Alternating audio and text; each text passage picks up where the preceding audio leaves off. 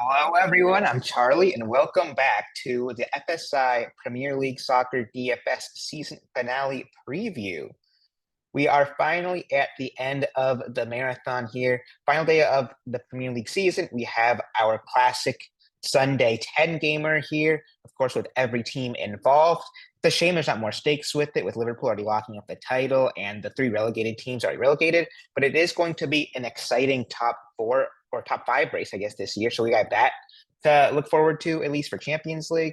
And yeah, let's just get right into it. We have a lot of games to get through. In terms of our odds and biggest favorites, we have Arsenal, big favorites at minus 300. Same with Newcastle at similar odds. Man City minus 100. Liverpool at minus 250 as well. In this game where both teams are kind of probably just happy after Liverpool making Champions League, Crystal Palace winning the FA Cup.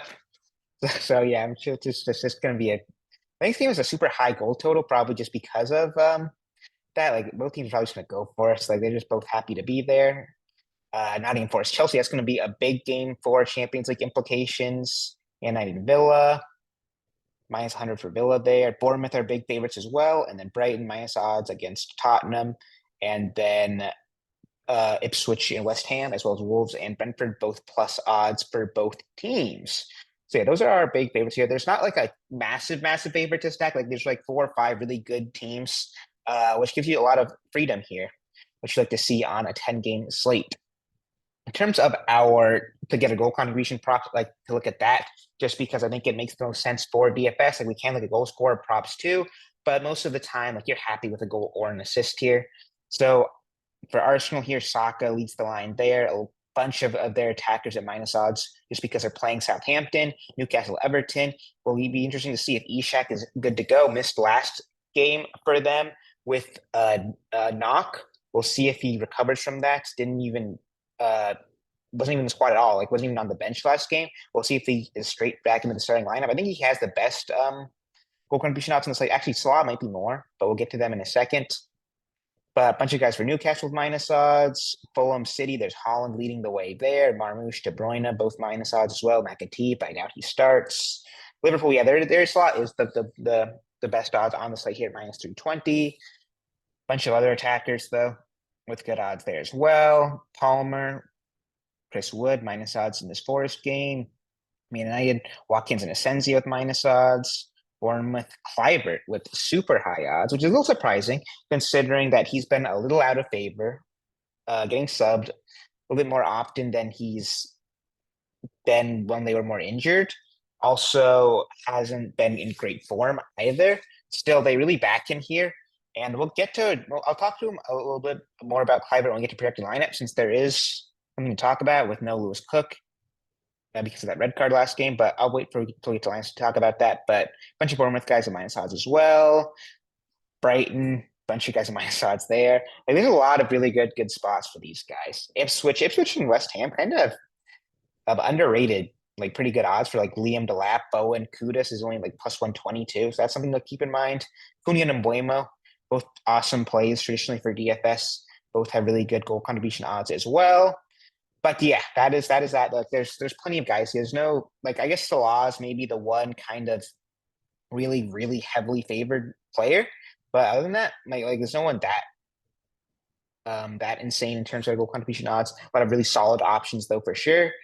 And now let's get into projected lineups. Bournemouth starting out here. And like I said, I want to talk about how there is no Lewis Cook. That red card makes him out for this game. And that means that Justin Kluivert likely will have a share of set pieces here.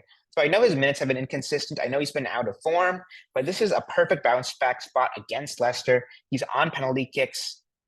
One less guy who can sub in for him too, because there's no Cook.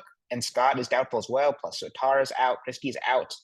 There's just less options to come in for a Kluivert. I think the only guy is maybe a David Brooks, but you just have to kind of dodge that sub. There's a chance that Brooks comes in for Evan Nielsen, maybe Tavernier, maybe Semenyo. I think there's a little bit more chance of Kluivert seeing significant minutes. And it's like I said, like he should have sets. Him and Tavernier probably split. For Leicester, it should be some combination of Ayew, Buenanote, El Canusu, Thomas. They're kind of a mess. Like, you see El Canusu and Ayew take in the same game regularly, even though they're both right-footed options. So don't go into them too much. They're just kind of messy. Fulham, and this game is probably mostly Lukic. There's a chance that Kearney splits as well, or maybe Harry Wilson.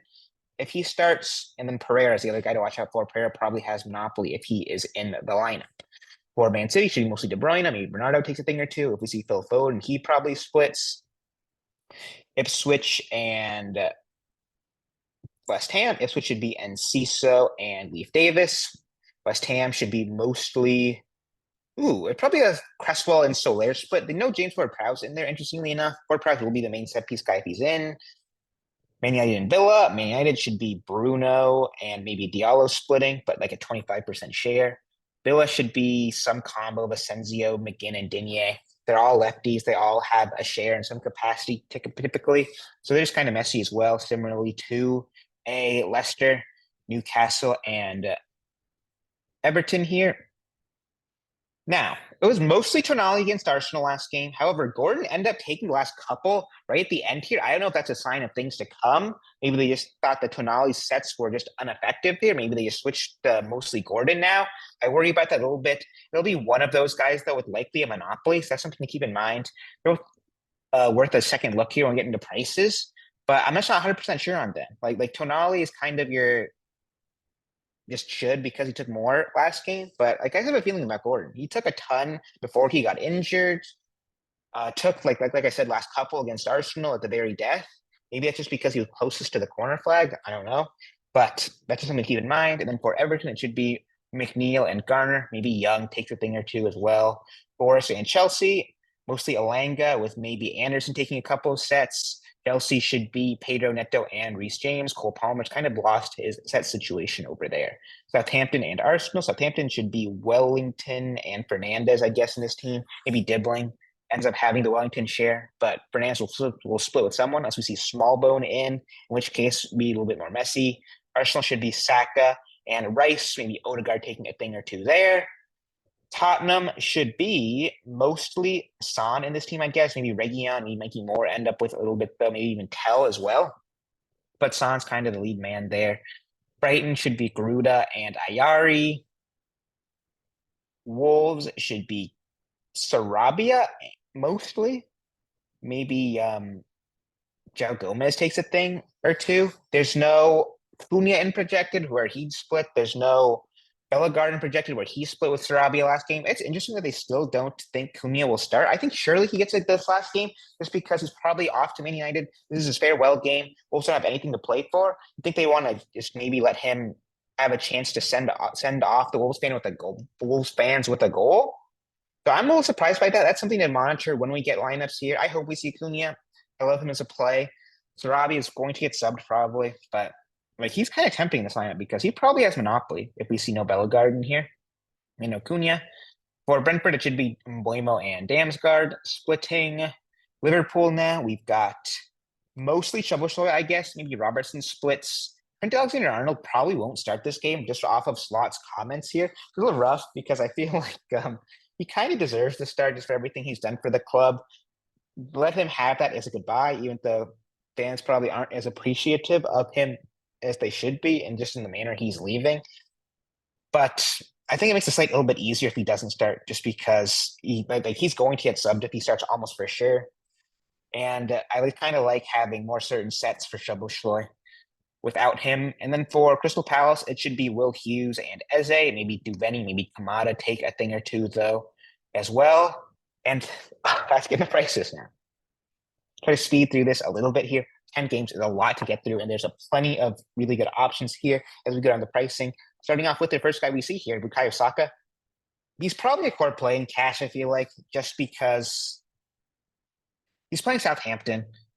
I know he's been subbed a couple of times, but there's no Champions League here. I think Arsenal probably just want to end the game on a high, try to get a win out of here. He's been solid for floor. Hasn't done a goal contribution in a while, to be fair. But saying that, like, this is Southampton, it's a perfect bounce back spot, and 9,500 is not an awful salary spot for him, but won't be a little bit pricey to me. Probably more of a GPP play. Cunha, I could get behind too, especially if we see no Sarabia. Aït-Nouri would probably split for him, split instead of Sarabia in that scenario. But I just feel like Cunha is more likely to kind of put his balls on the table and say, I'm going to take more corners than just a split. I don't think he'd do that against Sarabia, where he would against Aït-Nouri. Just some little bit of game theory there. But otherwise, like if he's in, like I'm super tempted by Mateus Cunha. I think this Brentford game could be super high scoring. Both these teams have had really good seasons, or solid seasons at least. And I could see them both just going for it here. They're both pretty attacking squads. Diaz is too pricey for me. Elanga, the thing I worry with this Forest Chelsea games, I think could be a little bit cagey. This is one of the few games where both teams have something on the line here. It's probably a must win for either team for Champions League. And because of that, you might see both teams kind of play a little bit deeper, a little bit more reserved, trying not to give up that first goal. That's just the one thing I worry about here for picking from this Forest Chelsea game. Saying that though, I still will have shares of Elanga just because of the monopoly. If Chelsea go up early, like Forest have to go for it in that scenario, in which case we can see Elanga put up some really good floor numbers. We've seen him do it a ton of times. 24 against Leicester, 17 against West Ham. I know he had an assist in each of those, but like look at these crossing numbers, just phenomenal. But 9K is a pretty penny. Like that's why it's not my favorite play in this range. But like I said, I'll have some shares. Holland at 8,900. He's just not been good. Like he just has not looked quite right. I'm afraid to pick him. He needs probably 2 goals to be optimal here, just because he has zero floor to him. Like if he gets a goal, like there's going to be guys who get that in floor easily on a 10-game slate. I just don't know if he can do that against Fulham. They're a solid team. I don't think they'll get hammered. I know it's a must win probably for City, or a must draw, I think. I think they only need a draw. But even then, like I just don't think I've seen enough from Holland right now to play significant shares of him. Probably walking the 8,800, a little bit of an interesting QVP play. Salah is underpriced at 8,700. He's been just out of form. Like ever since they've kind of been when they've won the league, he's just not been able to do anything. Like I think it's just because it's a product of the team being chopped and changed quite a bit now because the league's already won.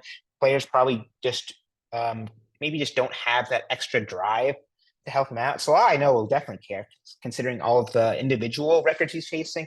I think he's like 1 away from matching the all-time goal contribution record. I think he's 2 assists away from matching the all-time assist record. So yeah, like Salah's definitely wanting to contribute. I think he's got zero chance of getting subbed here because of those records he's chasing. Like he hasn't been subbed since they won the league. He's played 90 every single time, I think, in hopes of getting him those goal contribution tallies. But like I said, like his team is probably just maybe don't have the same drive that he does. That's why he's been in a little bit poor form. I will have a ton of slot even then though. Like we've seen his like goal contribution odds here super high. Like he's underpriced here, 8,700 as well. So I love Salah here. Like him and Saka, I think are probably your creme de la creme of your forward plays. Of course, you just can't get to all of them just because of salary constrictions. Like that'll make a builds tough. It's just kind of picking and choosing your battles here, basically. Other guys I'm kind of considering here, Savinho, he's okay. Asensio at 7,700. Like Man United and Tottenham could definitely be teams to pick between or to pick against. I'm sorry, just because they both had that Europa League final. I think it took a lot of energy out of both of them. Tottenham probably still going to be drunk on kickoff. So that makes who are they playing? Brighton. Brighton going to be a lot more appealing. And you could maybe see have a little bit more fight just because of they probably are going to be a little hot-headed after that final loss. Maybe you want to end on a win, considering they're at home too. But they're just not good. Like they're 17th and 16th teams for their in the season for a reason. So I get behind the Senzio play. The one concern I have about him is that he can be a little bit inconsistent for minutes at times, as well as set pieces. But like this is not a bad spot for him whatsoever. 7,700 is not an awful price as well. Ishak, if he plays, I'm going to be super, super tempted by. I love Ishak. He's just been so good this season. 23 goals, 6 assists in 33 games. That's awesome. Like he's almost got like what 0.85 or something goal contributions per game. He hasn't played 90 in a lot of those as well. You have to keep that. It is a factor. The worry is just whether he is fit. Like we'll see if he starts. If he starts, you worry about his minutes. If he doesn't start, you're just not going to play him off the bench. But at 7K, like I will definitely take a swing on that in quite a bit of builds. Then we got these Bournemouth guys. Like they're all kind of underpriced considering they're playing Leicester at home. Semenyo tempting, Evan Nielsen tempting, and then the guy I kind of love here is Justin Kluivert, 6,300. Like I said, I talked about him before. He's got great goal contribution odds. I know his minutes have been poor, but there's no Lewis Cook. Like he's going to have corner kicks when he hasn't in most of these games. So I will definitely have a ton of Justin Kluivert here just because 6K is such a cheap option considering they are playing Leicester. And Anthony Gordon. I like this as a play too. I might just go Kluivert and Gordon as my two forwards and just say, I just can't get to Salah or Saka. Or maybe I just play Saka in a midfield role. I think Salah is also a forward. That's the issue there. So maybe you have to go Gordon, Kluivert, and Salah utility even. But I don't think that's a crazy idea. But like I said, this is a cheap price for Anthony Gordon. I'm going to gamble on him having sets. Even if he doesn't, he's had solid floor a lot of times. Like he only took 2 corners against Arsenal here, had 6 crosses, which means he had 4 from open play. Which yeah, like that's solid numbers here. They're playing Everton as well, who have nothing really to play for. Newcastle are pushing for Champions League. Like I love an Anthony Gordon here, Anthony Gordon play here. And then after that, like those are the big forwards I'm thinking about here. Salah, Saka, Kluivert, Ishak, Gordon. Those are 5 names already. I'm gonna have a tough time getting enough volume of just those 5 guys. Then you got like Son is cheap at 5,900. Like I might have some of him. Omari Hutchinson at 5,600. If there's no Leif Davis starting, did I talk about Leif Ipswich sets? I definitely did, right? I'm sure I did. But Omari Hutchinson takes if there's no Leif Davis a lot of the time. If there's somehow that kind of lineup, I'd be tempted by that. And then we're down to like all the way down plays here, like Tell and GPP, sure. And then there's like not a ton here. I think I'm kind of living in that like 6 to 9K range at forwards. If it was a punt, I'd go for Liam Delap here. He should start. Hurst, I think, started last game, but Delap is in projected at 4K. That's worth a punt just because that's just infinite savings here, basically, in this forward position. And like we've seen his got really good goal contribution odds. Like I'm not scared of a West Ham. The Switch loves to have some pride, I'm sure, to win at home despite being already relegated. And yeah, 4K, like that is the best of the cheap forward options. There's like a Dom Solanke though, who I don't know if he was in. I don't think he was in protected. And I want to check again. Yeah, he wasn't. But if he's plays, like 3,900 for Dom Solanke is also just wild to see. Like I could see myself having shares there. Diogo Jota, he starts at 3,700. That is wild that he's that cheap. I could see myself playing a ton of him too. But yeah, there's plenty of forward options. There's a good like 6 or 7 guys who I'm happy to go. I might even just have just those 7 guys, kind of forget about everyone else and just kind of mix and match them. I think it's a lot better forward slate than midfield slate as we go into the position here. There's De Bruyne and Mbeumo. Those are kind of the 2 big names. I like Mbeumo probably a little bit more than De Bruyne just because, like I said, I could see the City game being not really a blowout like we might see in some of these other matches. I don't think it'll be like 4-4 either. Like we might see like a Wolves Brentford game B. De Bruyne's been really solid. Just I don't see him getting 25 that often. He got against Southampton, but that was with nut flow against Southampton. Like he's not going to have that against Fulham. I worry about a sub as well, especially if Man City go up a goal or 2 early. He maybe gets subbed just to say goodbye to the fans. Yeah, like I said, I just don't know if he gets enough goal contributions to really be worth here. He probably needs 2. Like I said, maybe he gets like 15-4 and 1 would be good enough. But 15-4, I think, like I said, I think it's a bit of a stretch here. Like I don't think Fulham are bad. And at 10,400, he's the most expensive player on the slate. I just don't know how much I love that. And then Mbeumo, like he's just got a little bit more upside. I think for minutes, like he's had a great floor too. On top of getting quite a few more goal contributions than a Kevin De Bruyne, as well as being cheaper. I'm tempted by Mbeumo more than De Bruyne, but I don't know if I'll end up going to either of them in like my main cash kind of build. Like I'm more tempted to go for a Bukayo Saka here in a mid slot, just because he is significantly cheaper than those guys. He's got, I think, better goal contributions than both of them, goal contribution odds than both of them. And I like the Southampton matchup a lot more than like those other 2 guys' matchups. So yeah, like Saka's my favorite mid probably, and he's not even a mid. As I think it's a little bit pricey. Cole Palmer, I just don't think I'll get to a ton just because he's been a little bit out of form. Like I said, I think this Forest game could be kind of cagey. So I don't love a Cole Palmer play here. Bruno Fernandes at 7,800, I can be tempted by. Like I said, if there's one of Tottenham Man United that maybe care about this game a little more, it is Man United. They just worry a little bit about Villa. I don't think or Villa can make Champions League. So that is the issue there. Like they have a little bit more incentive, but Bruno's just a good player. At 7,800, that's just underpriced, even with me how Man United are playing. Like I definitely see myself getting to Bruno a little bit. Szoboszlai, I could see being a tempting play as well, just because of those really good Liverpool odds. as well as that favorable lineup that we saw and projected with no Alexander-Arnold. McAllister's also out for this game too, so there's no threat of sets there. Was super good. I say super good against Brighton. He had a goal and then didn't really do much ton of in terms of floor, but he was taking crossing free kicks. I think he took a corner, I want to say. Maybe he didn't, but he will take corners for sure. If there's no Alexander Arnold. Martinelli, Rice, sure, they feel a little bit pricey. I'd rather go to like your Ishaks, your Gordons, your Cliverts for just a little bit more of a salary discount. But I don't mind Arsenal play here just because they are playing Southampton. Like that's not a bad matchup to pick against at all. Enzo at 6,900, maybe worth a shout, but not my favorite play. Then you got these Newcastle midfielders, your Murphys, where's Harvey Barnes? Yeah, Barnes, Murphy. I can see myself getting to them as well. I really like this spot for Newcastle here. They've both been solid in terms of getting goal contributions lately. Like, look at how solid Harvey Barnes has been. He's had a solid floor even. So yeah, him and Murphy, they're really solid mid-range, mid options. Other than them, there's not a ton down here. And Ciso, I get behind. Sarabia. I'd be tempted by Sarabia if that projected lineup is right. He scares me for the minutes, but he's solid for floor. Gets a goal contribution. That's good enough, even if he goes for, say, 65, 70 minutes. I just rather would see a Cunha lineup in the personally, just because I like Cunha a lot more than a Sarabia play here.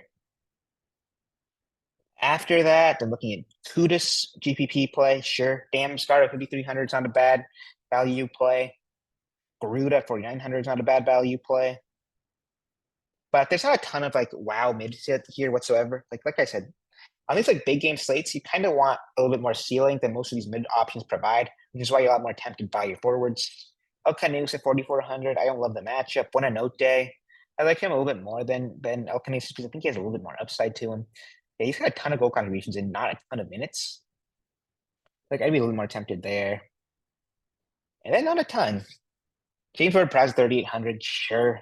But like I said, like I don't know if that's enough of a goal contribution equity player to you can get away with, especially in like these larger field contests that we see for the final day here. A lot of like super big GPPs like that 50K, 10K to first main contest. Like I like you're gonna have a hard time getting a James Ward-Prowse in an optimal and that kind of lineup. Like 10 points in a slot is just probably not gonna do it. You're gonna probably need 15, 25 per position on a slate like this in your main GPPs, your big GPPs. You take that in cash, but even then, you might be cutting a little bit close. Lukic, I like, but just a tough matchup there. And there's just not a ton else. Like I said, I'm kind of living in this kind of mid range mids, like your Newcastle guys, your Sarabia and Cisos, Tonali, I didn't even talk about, but 6K is a solid option there. Same Tavernier, both solid mid range options. Defender, I think it's maybe the worst defender prem slate that we've had in years. Final day, like you think of like the ones we've had in the past. We've had Poros and like prime Poros, not like this bottom team. It's not going to care at all against Brighton. Like your prime Alexander Arnold's and Robertsons and prime Trippier. We probably just aren't going to see any of that. Trippier's questionable for this game. Like Alexander Arnold, Trippier, and Robertson have all kind of taken a step back. Poor's kind of your best defender this season, and he's probably not going to start. And if he does start, you just worry how Tottenham are going to play against Brighton because they're going to just be completely hungover. They're going to be completely out of it. So it's just an ugly defender slate. I think the best option, barring like Sarabia playing, is Aït-Nouri. Like if Aït-Nouri plays, there's no Sarabia. He's just splitting fullback here. He's a guy who gets goal contributions, which is what you're looking for on a slate like this. Like he's the best defender slate in a favorable lineup for sure. But if Sarabia plays, there's not really any good options. Like you've got your Robertson, he's 6K. You probably get subbed. It feels kind of pricey. All these other guys, like I'm not even tempted by. Simicast, maybe he's cheaper than Robertson if he starts. Sure, Alexander Arnold. You don't really know what they're going to do with Szoboszlai. He's going to get subs. Like I'm scared of that. And then I think your best defender option is probably Leif Davis. He's not like crazy. He's not going to break a slate, I feel like, but he won't really kill you in your cash builds because he'll get you your 10 points. Like he will against West Ham, I think almost for sure. Like he was pretty solid against Leicester, and I don't think he had any even corners he took because he didn't have any on his side.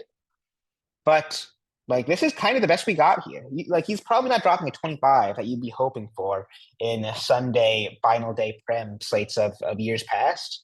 but he's just kind of the best we got here. Like this Munoz has been good this season, but it's a tough matchup. Kirkez, he might be your best option here, but a 5,800 is just kind of pricey for a non-set taking fullback.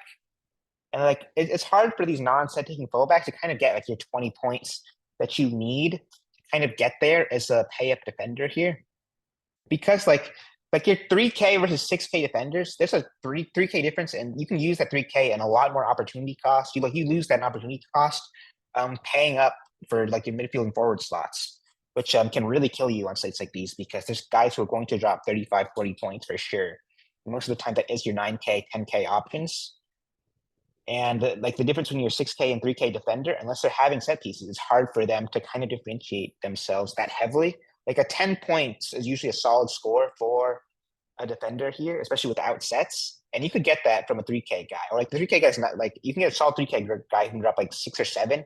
That's just not that big of a difference to worth the 3K kind of spot between like a Kirkez, say, and like I don't know, Mazraoui. He's probably not gonna get 6 points, but that's an example.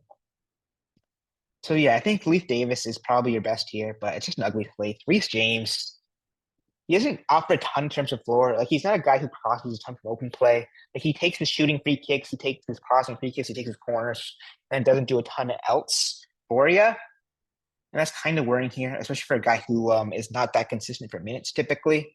Like I said, I'm afraid a little bit to pick against this Forest game. We're in this Forest game. And then there's just not really a ton else. Connor Bradley at 4K, sure.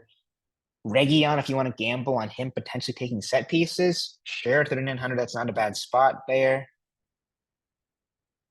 But then there's just not a ton here. Like guys who I'd be tempted by, SoFal at 3,600, sure. Cresswell 3,500, if you want to play for him taking just raw set pieces at 3K, it's not a terrible option. And then there's just not a ton here. It's an ugly, ugly defender. So there's no one I really love here. Like I'll have plenty of builds where I just double punt. Like maybe I go, who's a cheap, favorable spot defender? Like Emerson's a good option. Ben Johnson, sure. Wellington, I wouldn't go against because they're playing Arsenal. But like Adam Smith at 3K, like Araujo if he starts, sure. Like I'm fine kind of forsaking this defender slot a little bit just because there's not that many good options. Like I almost will certainly have Leaf Davis in my cash lineup just because of just set pieces when you don't have a ton else here. But then, like I said, like I'm fine punting. Give me a Mavropanos. Give me a who's an okay defender? Daro Shea, sure. Like I'm fine just playing 2,500 center backs here, even like a Jack Reeves, pairing him with a Leaf Davis, and just doing that, hope for a goal contribution or a goal off of the set piece for a center back and get there that way. And goalkeeper is going to probably win someone $10,000, 150 even potentially if we're in this King of the Pitch contest, which I'm playing. I'm super excited for that as well. I have 8 entries in here. It's going to be a really fun final. And then, like I said, like someone's going to have the nut goalkeeper here that wins them 150K. Someone's going to drop like 25 points as a goalkeeper. Like we've seen a ton of goal like assists this season for goalies. Can't predict that whatsoever. Just hope you get lucky. And like I'm not going to be thinking about it too hard.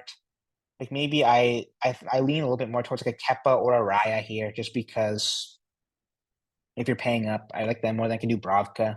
Actually, I don't know. It's a crapshoot. I'm not going to go into it too much. Just kind of play this rest of your build. I don't have really a strong lean on any of these keepers, really.